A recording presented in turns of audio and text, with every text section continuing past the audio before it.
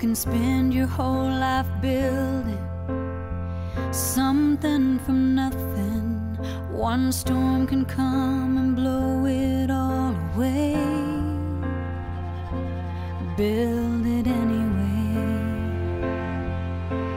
When my mother passed, I went into like a stage, like I just couldn't be myself anymore. She was very defiant, didn't want to do what I wanted to do. She was fighting me and hurting herself and hurting her sister. I used to cut myself. I used to want to commit suicide, try all different kind of things to try to kill myself. Or I tried to smother myself. Yes, I tried to hang myself from like the shower rod. I used to run away from home. Me and my little sisters used to get into fights constantly all the time. We used to argue. I used to hit my little sister. Honestly, I thought it was a mistake, but when I did it, it wasn't a mistake. And she wouldn't help me, and I got real frustrated and threw the hammer at her. This world's gone crazy, and it's hard to believe.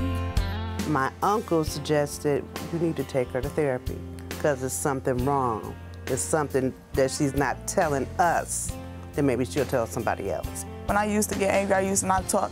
I used to just sit there, just look at people. They could ask me questions. I just would not talk. I get most of my issues off my chest by writing or talking to other people. I do think that the children's center helped me express myself a lot more other than what I used to do. And help me open up. That tomorrow will be better than today. And it helped her deal with her anger. What do you suppose was the thing that made you the angriest? That I thought that it was my fault that my mom died. How did your mom die? She had a heart attack, but I was actually right there when she passed, so I thought it was always something that I could do to save my mom before she passed.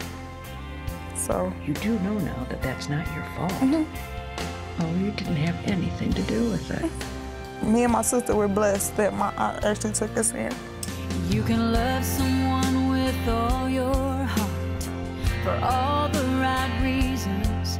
It's hard having a 2- and 3-year-old child, but when it comes to the end of the day, I think of if I make something out of myself, then they will want to make something out of themselves. So when I first told my mother what was happening, she didn't believe me. She put me out. I was getting molested by my stepfather.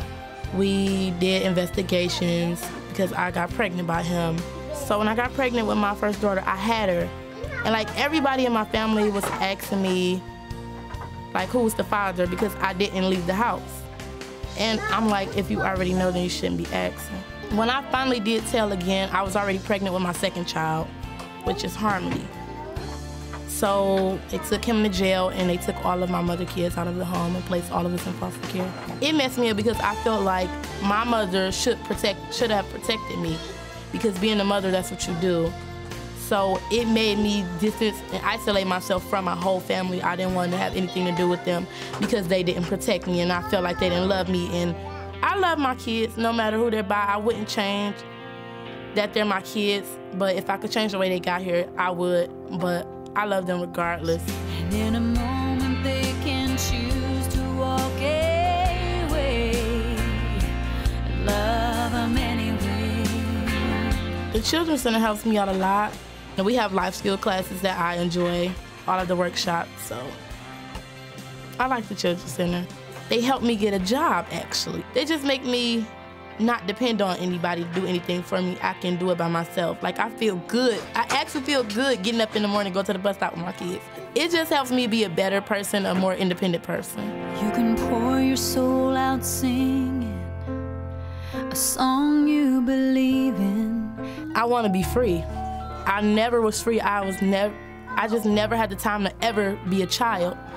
And I'm like, I want to name my daughter something that symbolizes that, so I named her Liberty. Harmony name came about because I'm like, my soul is singing to be free. So I was singing to be free, so I named Harmony Harmony. That's where I got their names. Sing it anyway. I pray that they have the best mother ever. I love them with all my heart.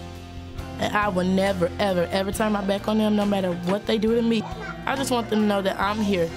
Even if the whole world's let them down, I'm here, because I'm mommy. That's all I want them to know. Yeah, sing it anyway.